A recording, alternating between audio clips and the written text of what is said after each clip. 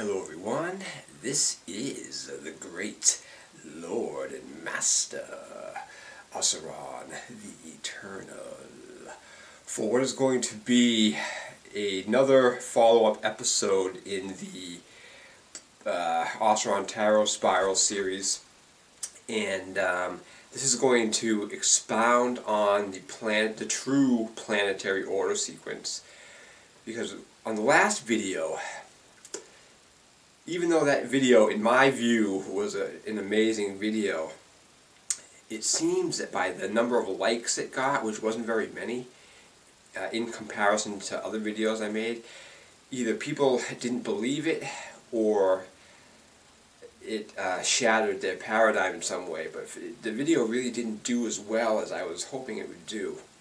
But I'm going to fix that today. I'm going to show you that this is indeed the true planetary sequence, and it confirms itself so perfectly and so beautifully to leave it completely irrefutable. So if I do my job properly, it will be absolutely irrefutable, because this thing is like it's like all the other structures that use the single digit code. When you dial it in and get it right, it reveals itself as perfect, and this is no exception. So let's get started. Alright, this is called the Planetary Decan Deception. And again, we see the full Zodiac wheel with the proper planetary sequence that begins with Saturn on the axis of the Great Lord, and it loops around and it ends with Saturn again. And it's using the houses of Saturn as its demarc point.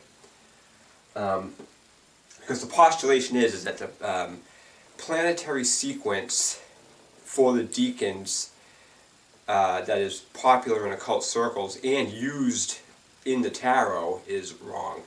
And that sequence begins in its traditional presentation. It begins in Aries with Mars, and it loops around, and it ends in Pisces with Mars again. Well, that is false. And some of the examples I gave in the previous video were only a couple, because at that time it was still new. Like, one of them was that the Sun makes its first appearance in Aries, and the Sun is born in Aries. Another is Jupiter takes the cardinal position here, and the 9 at the bottom of the Osiron Tarot Spiral combined with the 4 forms 13, which reduces to a 4. And then Venus shows up on the scene in how she rules, and then the Moon down here shows up in with a High Priestess reigns in her rightful house of Capricorn. Well, when you do that, when you lay that out in the proper sequence, what you'll notice if you look at it long enough is that every house has a specific combination of planets. Example being, it begins in Aquarius, and Aquarius starts out with Saturn, Jupiter, and Mars. Well, every single house shares that planetary sequence with one other house, except for the 2 houses on top of the axis of the Great Lord, and that is Cancer and Leo. These 2 houses have a unique and distinct planetary sequence all their own, and they do not share with any other house. All the rest of the houses share with one other house. And I have it written out over here what those are. And I began where it began. So what that means is this isn't just thrown up there without any rhyme or reason. This is using the basic order of operations to get this. So I start in Aquarius, where it begins on the axis of the Great Lord. And the planetary sequence for Aquarius is also shared with Virgo, and that is Saturn, Jupiter, and Mars. And the next one is Pisces and Libra. They share a set. Scorpio and Aries and Scorpio share their set. Taurus and Sagittarius share their set. And this house in Capricorn share their set. So that's 5 houses that share their set. And that gives you a planetary sequence here that begins with Saturn. It also ends with Saturn in that sequence, and in the dead center of it is Saturn. So Saturn starts it, Saturn ends it, and in the very dead center is Saturn. And out of all these houses, which is a total of 10 houses, and if you recall, Saturn is associated with 10. As a matter of fact, on the Osiron tarot spiral, the houses of Capricorn and Aquarius, if you add up all the tarot cards that go there, they reduce to 10. Well, they reduce to 1, but they reduce to 1 via 10. So Saturn is ruled by 10. Saturn is associated with 10 in a lot of ways. This is one of them. And this is another one, because 10 houses belong to Saturn.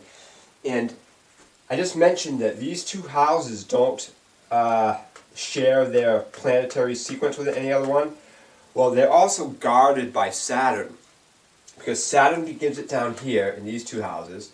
Saturn has 2 more spots here, but Saturn never enters this area. These 2 houses are the height of summer. You have Cancer and Leo, and these are the height of summer. Saturn never enters that, but Saturn is standing guard right outside of them. So Saturn is the last decan here, and Saturn is the first decan here, standing guard over this place, and Saturn never enters it. These 3 planets begin with Jupiter, Mars, and Venus, and then Mercury, Moon, and the Sun. And interestingly enough, these planets, this one begins with one of the 2 planets that have a pure masculine presentation. And this does that. So Jupiter is one of the 2 planets that has a pure masculine presentation, and then it begins with Mars and Venus, and those are linked. You know, Mars and Venus, war and love. And then Mercury is the other planet that has a masculine presentation, and that begins the house of Leo. And then the other 2 planets that go there are the Moon and the Sun, which is the archetypal feminine and the archetypal masculine. Okay? So we're seeing powerful links with that. Now, what else happens when you do that? If you take the shared houses and you combine the ruling planets for each of those houses, example being Aquarius is ruled by Saturn, and Virgo is ruled by Mercury, Pisces is ruled by Jupiter, and Libra is ruled by Venus. Now Mars, Aries and Scorpio are both ruled by Mars, and this is in the dead center of this construct is Mars and Mars. And now what we see in the last 2 is the exact mirror image of the previous 2. So Taurus and Sagittarius is now Venus and Jupiter, and before that it was Jupiter and Venus. And the last 2 are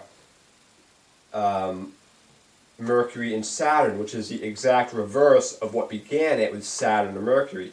So this forms a pattern that is 100% symmetrical within itself. So you know what I mean? So it's completely, perfectly symmetrical and mirrored in what it presents. But that's not all. What it also does is reveals the order, the planetary sequence order when you do that too.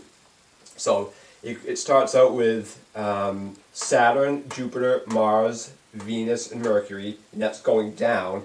And then the next pillar is going up with Saturn, Jupiter, Mars, Venus, and Mercury. And that is how the planets go on the axis of the Great Lord. It starts out with Saturn, Jupiter, Mars, Venus, and Mercury, and then the Sun and the Moon are separate on top and unique on top.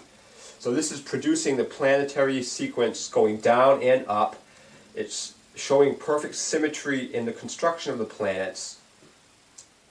And it also shows the precessional vortex too. Because if you recall on the axis of the Great Lord, how it shows up with the Staff of Hermes, in the Spear of Destiny, I highlight this. It shows the precessional order, and it begins with the tarot court cards. It goes Queen, King, Prince, Queen, King, Prince, Queen, King, Prince, Queen, King, Prince. That forms a precessional counterclockwise vortex. And this is doing the same exact thing with the planetary sequence. It's showing its precessional vortex. So now, what you'll see here, you may notice, I know there's a lot going on here, and it might be hard to make sense of it, but you'll see, every now and then, you'll see 666 show up. 666, and I'll tell you why that is.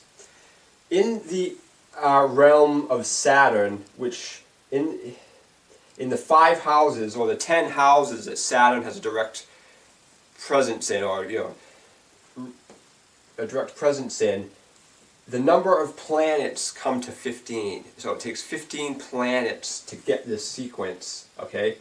And 15 is the card of the devil, which is associated with, Satan, Saturn, Satan, and the devil. But we're seeing this here. So we're seeing 15 things, but that's 2. 15 times 2, because there's 2 of them, because it goes it goes through twice. And then in Cancer and Leo, there is 6 planetary characters that form up their planetary associations.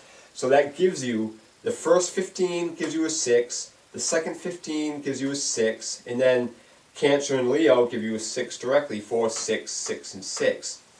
And if you recall, if you used a proper number sequence for the tarot in each of the houses, each of the numbers reduced to 6. So 1, 2, 3 reduces to 6, 4, 5, 6 reduces to 6, and 7, 8, 9 reduces to 6. And that gives you a 6, 6, and 6 for each quadrant, which reduces to 18, and then 9, of course.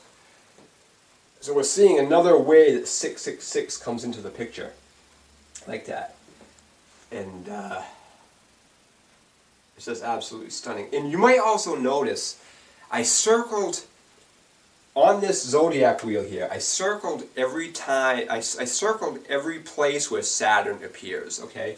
So we started off in the beginning with 2 Saturns, and then Saturn shows up again in the cherubic decan positions of Mars and Scorpio. Saturn shows up, and then it ends in this house in the last position, and it shows up in Virgo in the first position, standing guard of the summer, as I said. But if you look at that, you may notice this looks an awful lot like an inverted pentagram, sort of skewed to the side a little bit. See, there's the top, there's the other ones, and then these 2 down here, it's as if they form a single point, and it looks like a pentagram, an inverted pentagram that's tilted on its side a little bit. So we're seeing some more of the so-called satanic mythology showing up in this construct here. And yeah, so that's amazing. Now, one other thing I want to point out too. This is pretty amazing. This is going to link it to the tarot in an amazing way. If you add up all of the cards, all of the houses in the realm of Saturn, which is 10 houses, the 10 houses of Saturn are these houses. If you add up all the house numbers for all those houses, it comes to 69. Okay? And again, we see in Cancer that looks like a 69. But so it comes to 69. Now the houses of the summer, which is Cancer and Leo, is the 4th and the 5th house, and that adds to 9 directly. And if you also recall, 4 and 5, now that's pretty interesting that these would be isolated as 4 and 5, because 4 and 5, there's a lot going on with that. 4 is the elements, and 5 is the pentagram, which is the elements with divine spirit joined together. But it's also the heart, the center point of the Yggdrasil. If you watch those videos of the Yggdrasil, the center point of the 2D structure is occupied by the 4 and the 5. And we're seeing this here, 4 and 5 is showing up again in a powerful way. But if you add that 69, if you add this 9 to this 69, it gives you 78. And that is the number of tarot cards in a tarot deck. The 78 cards of the tarot. So if you add up every house 1 through 12, that adds to 78. So we're seeing another powerful link with the tarot and the zodiac. But But now, I just want to add this too, because this is important. Because, again, when you see the 15 characters of the realms of Saturn, 15, of course, reduces to 6, okay? But if you add these 6 characters to that, 15 plus 6 is 21, and again, the tarot, the actual tarot trumps besides the Fool is 21, okay? So we're seeing a 21 link with it too, which reduces to 3. So this 15 reduces to 6, and then the total of them all is 21, which reduces to 3. So again, we're seeing powerful numbers. Oh, and now one more thing too. I know I'm a little bit, scattered today, but it is the day after Thanksgiving, so. This 6 that is derived from the houses of Cancer and Leo, each of the houses has 3 planets, so that's 3 and 3, or 33 to give you the 6. So we're seeing another link to 33 too.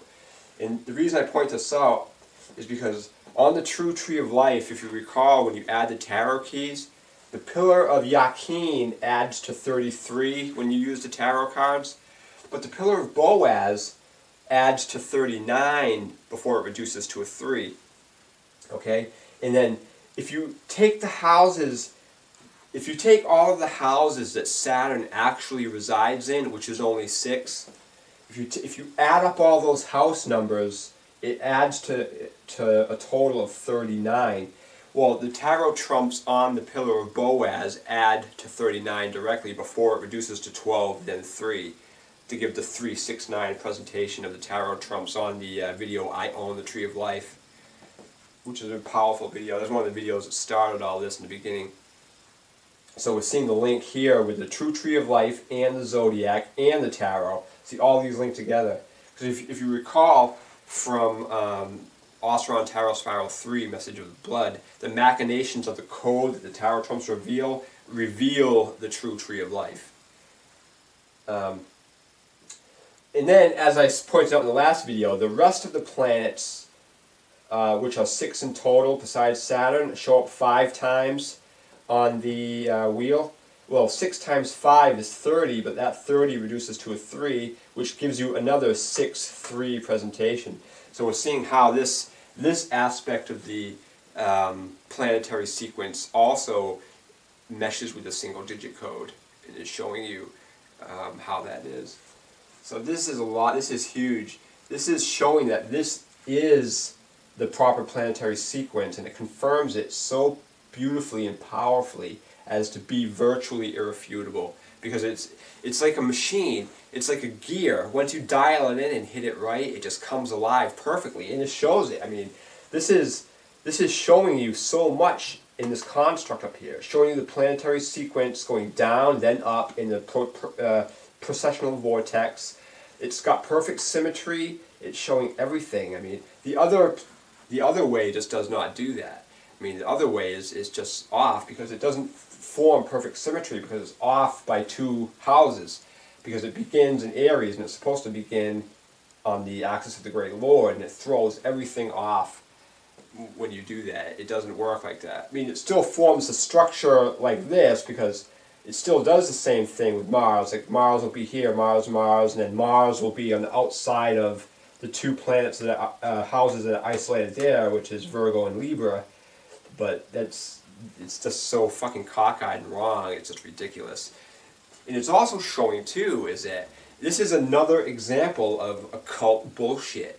This is showing that the so-called occulted information that's being presented to the masses is fucking wrong. And this is another clear-cut example of that. So the true tree of life is fucking wrong and bullshit. The Planetary Decan Sequence is obviously wrong and bullshit.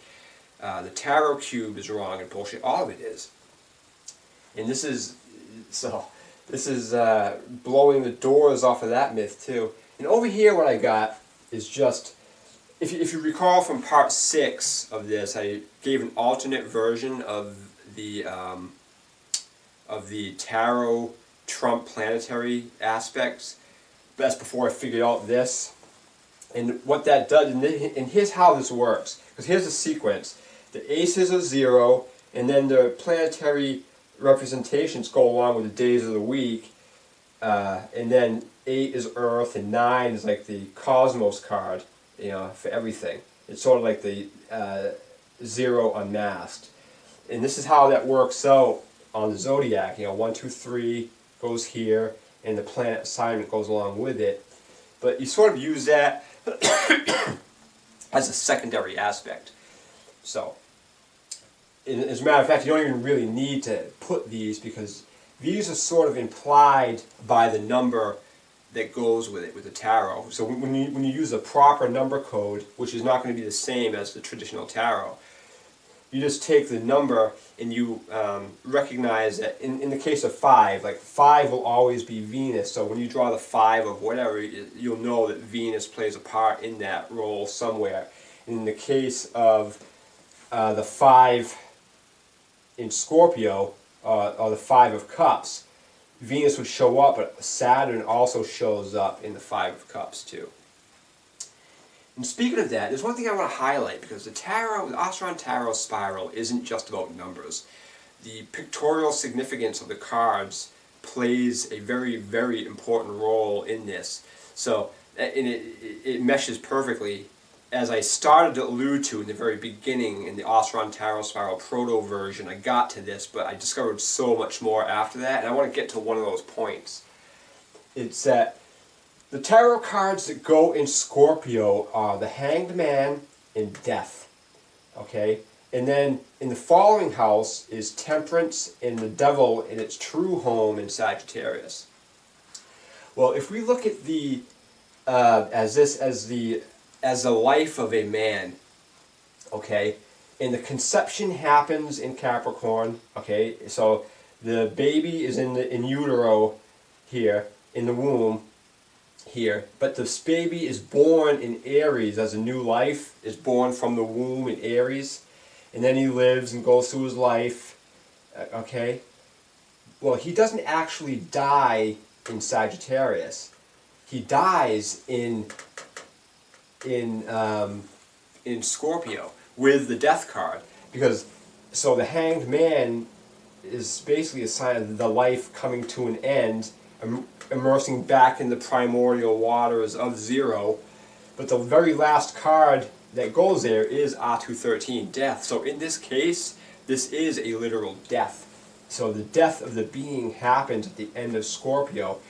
And what happens in Sagittarius is what happens between the death of one life and the birth of the next in Capricorn, or the conception in Capricorn again.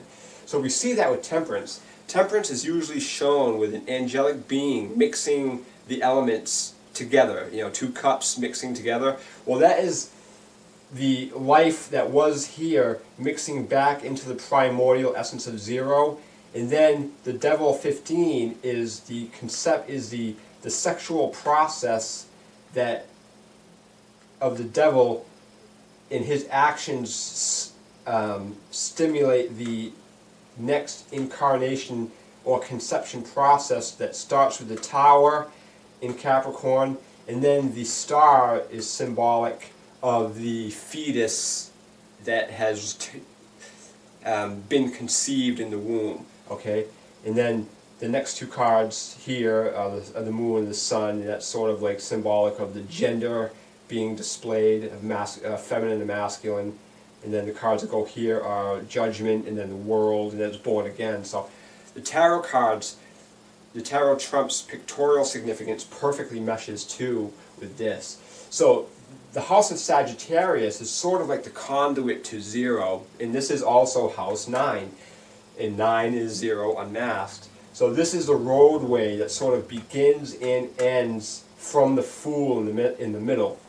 So the Fool is 0, and it starts in the middle. And so this is actually the alleyway of between the physical world and the non-physical world with Sagittarius. So so in this case, it's acting as 0, and in the action that happens here with the devil ejaculating into here with the Tower stimulates new life again, and it conceives, and then the womb period, and then it's born again, and it goes around, and it dies in Scorpio, with the last card being death. So that's, the life actually ends in house 8 with the last card being death. So the pictorial significance meshes perfectly with the Osiron tarot spiral. So it's not just numbers, it's pictorial significance and number code. So but again, there's so much going on. Again, when you add up all the houses, it comes to 78. So this is also proof positive that the tarot is a pictorial map of the zodiac in every way, because this is, the Osiron tarot spiral system is a complete tarot system. It uses all the cards, it uses all of the trumps, all of the court cards, and all of the pips, and it forms this. I mean, this is, you know, the planetary sequence makes everything come alive. I hope I got everything in this. I know there's a lot to cover, I know this is a lot going on in here, but this should, this should prove my claim beyond a shadow of any reasonable doubt that this is the true planetary sequence of the planets, and it uses the axis of the Great Lord as its planetary template. So when you do that, it meshes and works together like a gear. It's perfect. So thank you, and namaste.